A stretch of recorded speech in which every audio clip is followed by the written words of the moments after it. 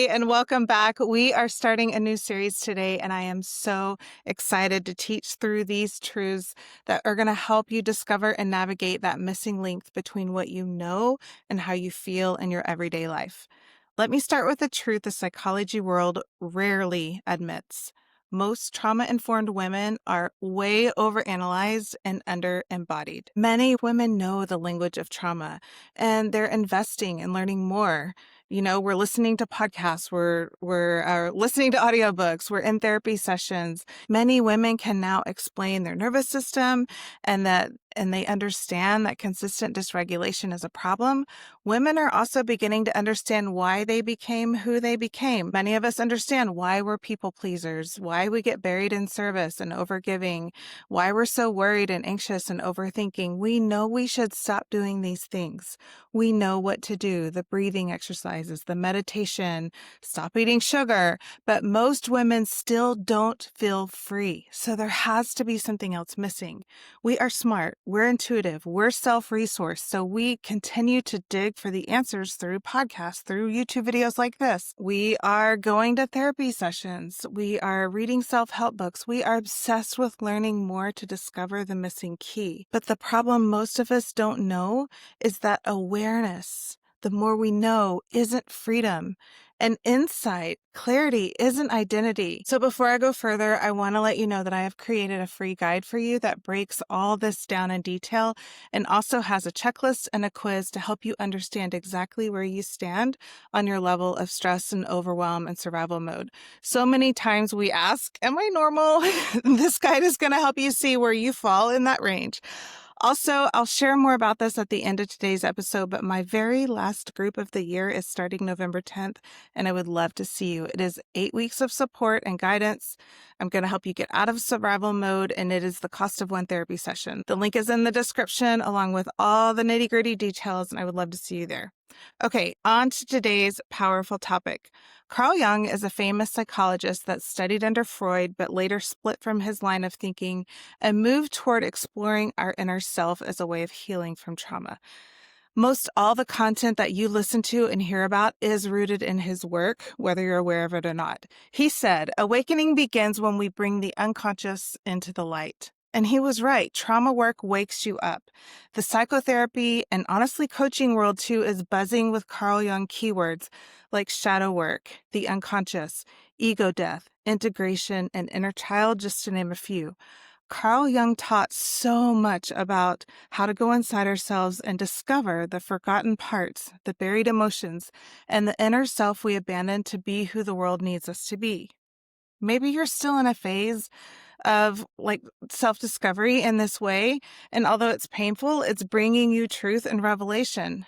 Maybe you've been swirling around in these discoveries for years and starting to wonder, is there something wrong with me? I mean, I'm learning more and more, and while it's interesting, I am just beginning to feel like I'm a never-ending story of healing my inner child.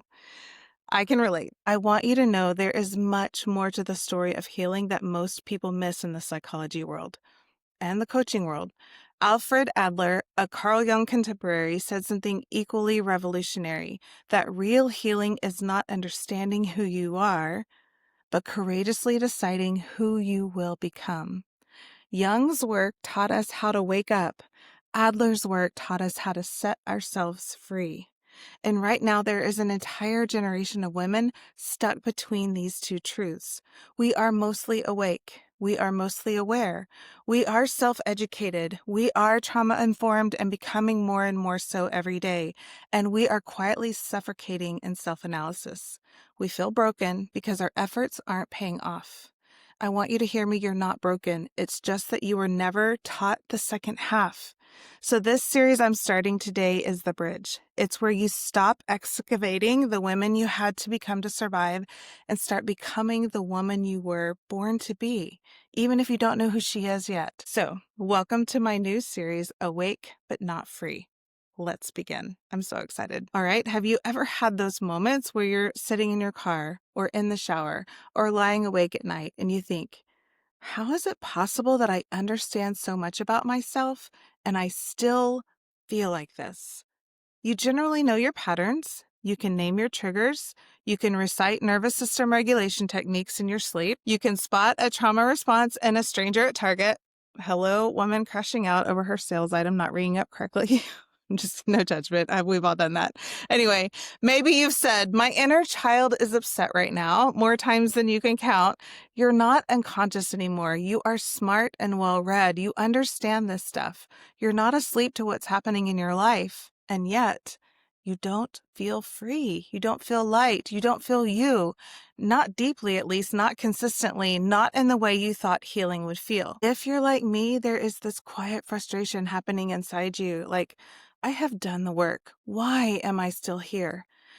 There's a grief that's just under the surface you don't know how to name. You're not suffering like you once were, but you're not living either. You're awake, but you're still in the waiting room of your own life. It feels like you're still waiting for life to really start. Maybe people around you see your growth. You sound healed. You look capable.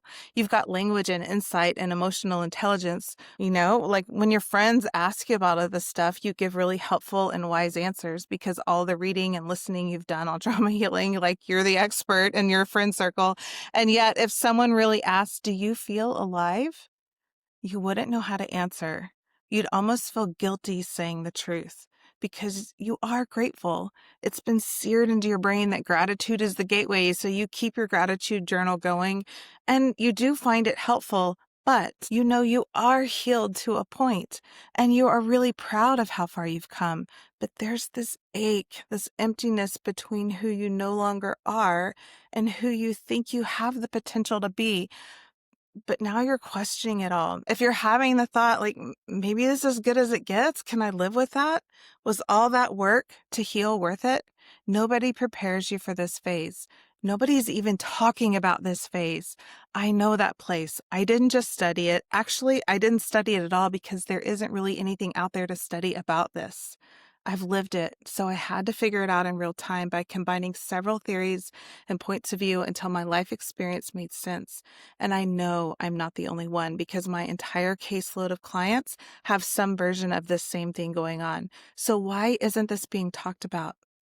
I'm a therapist who did everything right. I have a trauma history, so while I was working full-time as a therapist, I was also going to weekly sessions with the best therapist I could find. I was doing somatic work. I was journaling my shadow work. I was loving on my inner child. I was doing the meditations. I was listening to podcasts, reading or listening to books upon books upon books, attending trauma trainings, getting nervous system certified. I had the practice, the acquired credentials. I built the reputation, and I know honestly that I'm a damn good therapist. I achieved the empowered life image. I moved across the world. Currently, I'm in Shanghai, China. I built a life many people would look at and say, she is free.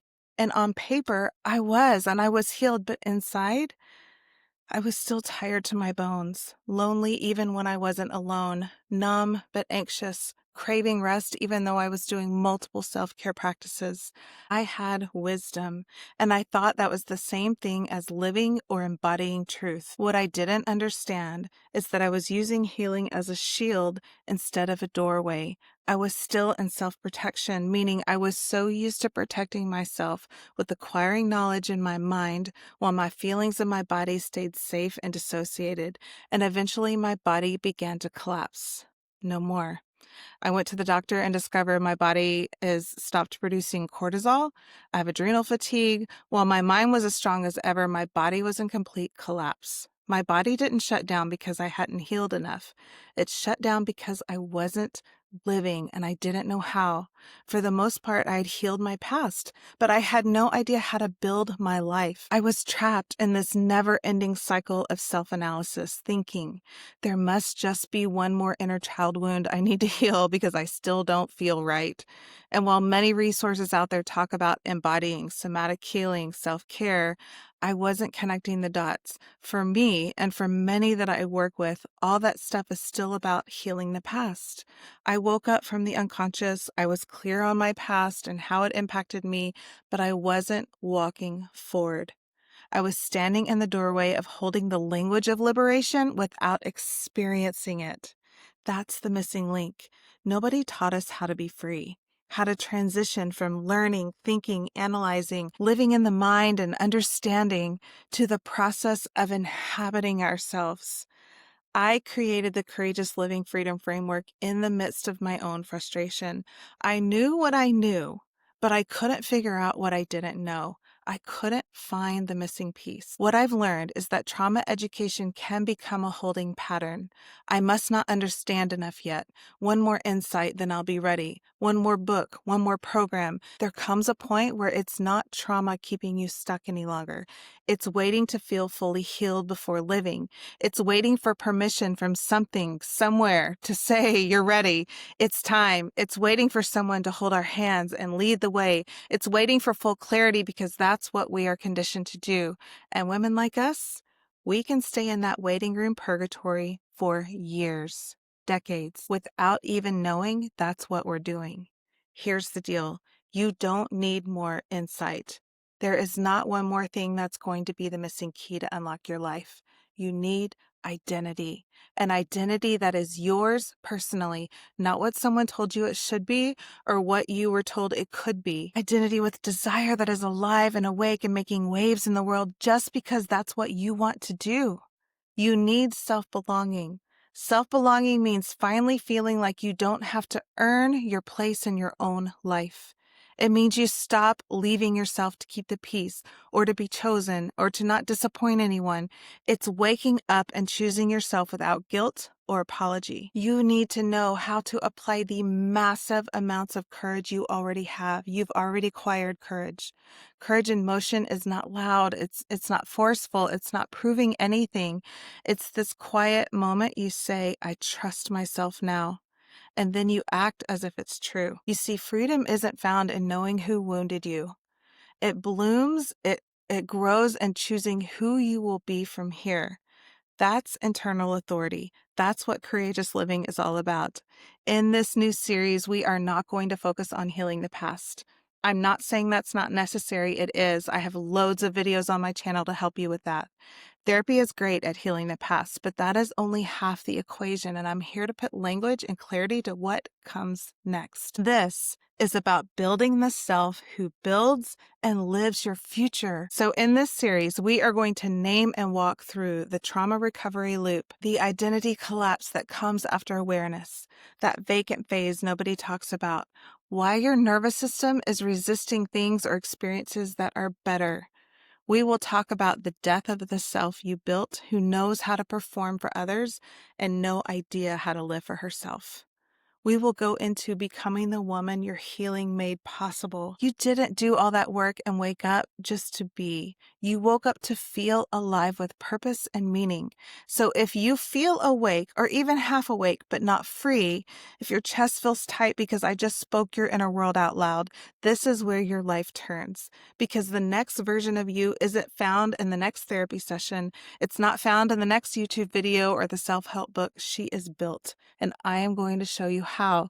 I am so excited. Okay, so as I mentioned earlier, if this is speaking to you and you know you want to dive in beyond listening to these videos, you're ready to stop working on yourself and start becoming yourself, I have the final live round of my Courageous Living group that will begin on November 10th.